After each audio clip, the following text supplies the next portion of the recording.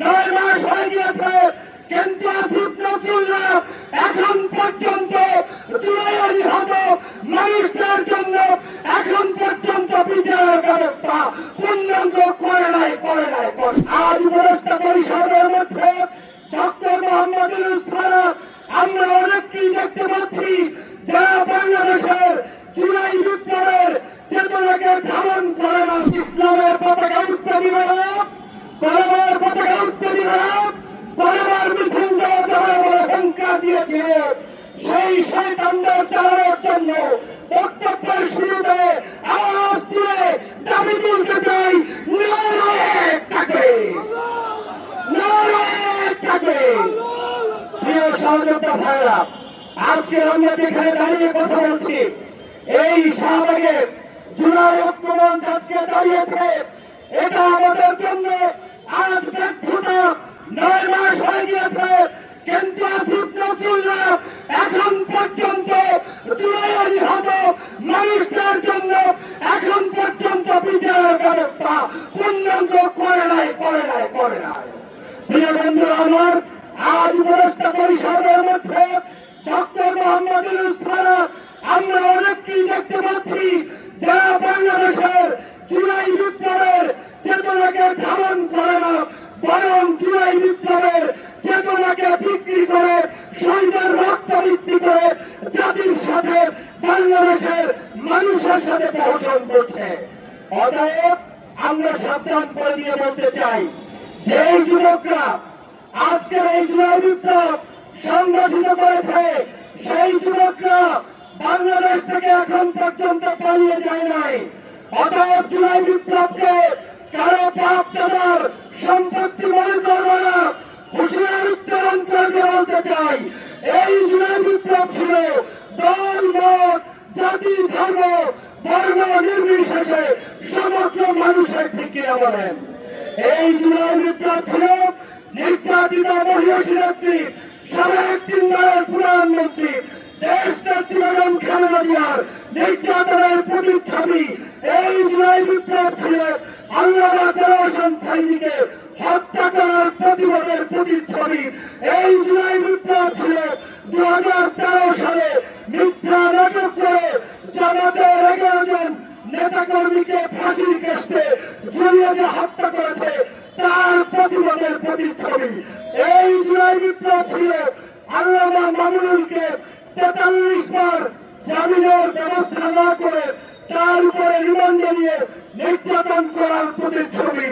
এই জুলাই বিপ্লব ছিল 5ই আজকের মে শাপলা চত্বরের আলেম ওলামার উপরে নির্যাতনের বিরুদ্ধে প্রতিচ্ছবি। এই জুলাই বিপ্লব ছিল 57 জন সেনা অফিসারকে হত্যা করার প্রতিবাদের প্রতিচ্ছবি থেকে বলেন। অতএব আমরা জাগ্রত থাকতে, জুলাই ঐক্যবদ্ধ থাকলে বাংলাদেশের কোন অপশক্তিকে আর এই জুলাই বিপ্লব নিয়ে কোন ষড়যন্ত্র করতে দেওয়া হবে না। আমি উপদেষ্টাদের মধ্যে 2-1 আছে টেরিং করে কথা বল, মনে হয় যেন ওনার বাবা এসা জুলাই বিপ্লব করে দিয়ে গেছে। ওনারা ঐক্য বিস্তার করতে চায়। বাংলাদেশে বিএনপি, জামাত, চরমনাই, হেফাজত, ইসলাম প্রিয় রাজনৈতিক দল, অন্য দল কারোর মধ্যে কোন ফাটল সৃষ্টি করতে দেওয়া হবে না। আমরা কারা ঐক্যবদ্ধভাবে জুলাই বিপ্লবকে ধারণ করতে রাজি আছি, হাত তুলে দেখিয়ে দাও। প্রিয় ভাইরা, হাত নামান। আপনাদের কাছে স্পষ্ট বলতে চাই, ওই রাজাকারের ত্যাগ কাজ লাগাবার না। ওই 2013 সালের পচাবাসী গন্ধ শেখ হাসিনা রাজাকার উচ্চারণ করার কারণে কি শাস্তি পেয়েছে 5ই আগস্ট জনগণ দেখিয়ে দিয়েছে, ঠিক কিনা বলেন? অতএব ওই সকল মিথ্যাচার যারা করবে, কোন দলের নেতারাও যদি করে, সে বিএনপির হোক, জামাতের হোক, চরমনাই হোক কিংবা হেফাজতের হোক, যারাই ওই সকল শেখ হাসিনার সাজানো ট্যাগিংয়ের রাজনীতি শুরু করবে, তাদেরকে এই শাহবাগ থেকে জুলাই ঐক্যমঞ্চ ঐক্যবদ্ধভাবে প্রতিরোধ করবে ইনশাআল্লাহ। অতএব উপদেষ্টারা সাবধান হন, আমরা জাগ্রত থাকতে শয়তানি করতে পারবেন না। গত 2 দিন ডক্টর মোহাম্মদ ইউনূস বাংলাদেশ থেকে একটু পদত্যাগ করবে শুনলে আওয়ামী লীগের ঘুম নষ্ট। কেউ কেউ ভারত থেকে প্লেন ভাড়া করে বাংলাদেশে আসারও প্ল্যান করছে। অনেকে মনে করছে সবকিছু আজকে মনে হয় শেষ হয়ে যাচ্ছে, কিন্তু আওয়ামী লীগের এবং নরেন্দ্র মোদীর সেই স্বপ্ন দশায় পরিণত হয়েছে। আজ বাংলাদেশে ওই সকল ষড়যন্ত্রবাদীদের আর কোন বাংলাদেশে প্রবেশ করতে দেওয়া যাবে না।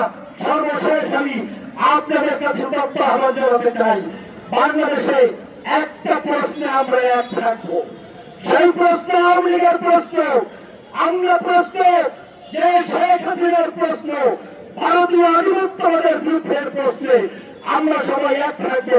অন্য জায়গায় বিএনপির মতো ভোট করবে, জামাতের মতো করবে, চরমনের মতো করবে, হেফাজতের মতো করবে। জাতি সিদ্ধান্ত নিয়ে যাকে ভোট দিবে তারা বাংলাদেশের রাষ্ট্র ক্ষমতায় আসবে, কিন্তু নগর আওয়ামী লীগকে আসতে দেওয়া যাবে না।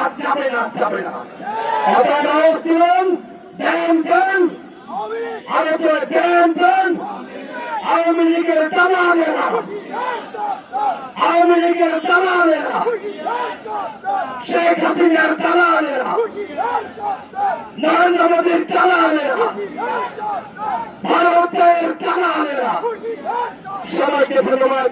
আজকে